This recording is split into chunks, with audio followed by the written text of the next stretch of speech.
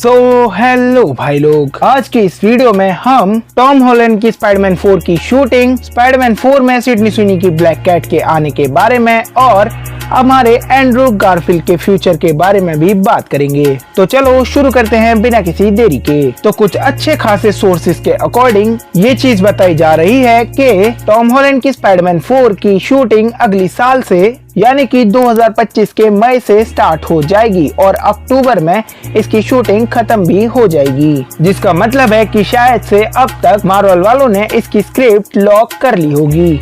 और इन्हीं रूमर्स के अकॉर्डिंग ऐसा भी कहा जा रहा है कि स्पाइडरमैन 4 स्टार्टिंग में एक ग्राउंडेड लेवल की मूवी होगी और बाद में ये एक कॉस्मिक टोन को पकड़ेगी, यानी कि मल्टीवर्सल मूवी बन जाएगी। स्पाइडरमैन 4 की स्टार्टिंग की 20 मिनट्स या 10 मिनट्स हमें ग्राउंडेड लेवल पर देखने को मिलेगी, जहां पर ऐसा कहा जा रहा है कि हमारा टॉम हॉलैंड का स्पाइडरमैन अब एक नए कॉलेज में जाएगा और वहां पर वो नए दोस्त बनाएगा, जिसमें हो सकता है कि हमें हैरी ऑसबॉर्न का एक कुछ रिप्लेसमेंट देखने को मिले, क्योंकि हम जानते हैं कि MCU में ऑसबॉर्न्स एग्जिस्ट नहीं करते, या फिर शायद से करते भी हों तो किसे पता, लेकिन नो वे होम के अकॉर्डिंग तो वो नहीं करते। इसके अलावा ऐसा भी कहा जा रहा है कि इस मूवी में हमें ज़ेंडाया के अलावा एक सेकंड फीमेल लीड भी देखने को मिलेगी, और अगर MJ के अलावा कोई सेकंड फीमेल लीड हो सकती है वो भी इस टाइम पर, तो वो हो सकती है ब्लैक कैट। और काफी लंबे टाइम से ऐसे रूमर्स हैं कि हमारी सिडनी स्विनी MCU में ब्लैक कैट का रोल निभा सकती है।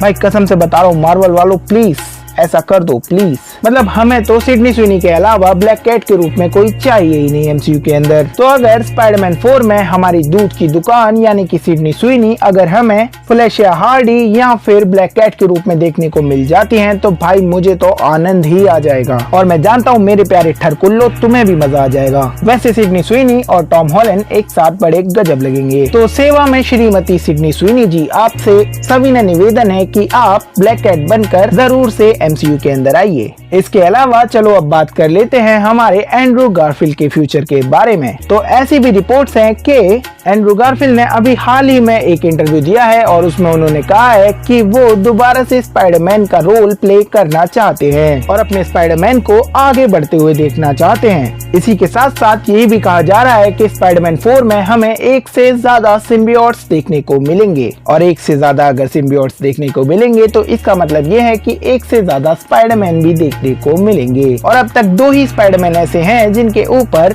सिम्बियोट नहीं चढ़ा है, एक हमारा टॉम हॉलैंड और दूसरा हमारा एंड्रू गारफील्ड। तो मिठाइयां बंटवाओ, क्योंकि स्पाइडरमैन 4 में हमें एंड्रू गारफील्ड तो पक्का ही देखने को मिलने वाला है, जो कि नल से जाकर भिड़ेगा। जी हाँ, इस मूवी में हमें नल भी देखने को मिलेगा, क्योंकि वेनम 3 के मेकर्स ने कहा है कि वेनम द लास्ट डांस नल की इंट्रोडक्शन मूवी होगी और उसके बाद नल को और भी काफी सारी मूवीज में इंट्रोड्यूस किया जाएगा। और हम जानते हैं कि अपनी स्पाइडरमैन 4 का टाइटल होने वाला है स्पाइडरमैन किंग इन ब्लैक, और क्योंकि एक मल्टीवर्सल मूवी होने वाली है तो इसमें हमारे टॉम हॉलैंड को जरूरत तो पड़ेगी ही किसी न किसी स्पाइडरमैन की। और वैसे भी सोनी वालों को नो वे होम को रिक्रिएट करना है तो एंड्रू और टोबी को तो उन्हें बुलाना ही पड़ेगा, और तभी तो हमारा एंड्रू गारफील्ड का स्पाइडरमैन एलियन से लड़ेगा। तो तुम ये चीज 97% कंफर्म समझो कि हमारा टॉम हॉलैंड का स्पाइडरमैन और एंड्रू गारफील्ड का स्पाइडरमैन दोनों साथ मिलकर नल को हराएंगे, जहाँ पर हो सकता है कि हमें एंड्रू गारफील्ड के स्पाइडरमैन का सैक्रिफाइस भी देखने को मिले और उसकी स्टोरी एंड होती हुई दिखाई दे।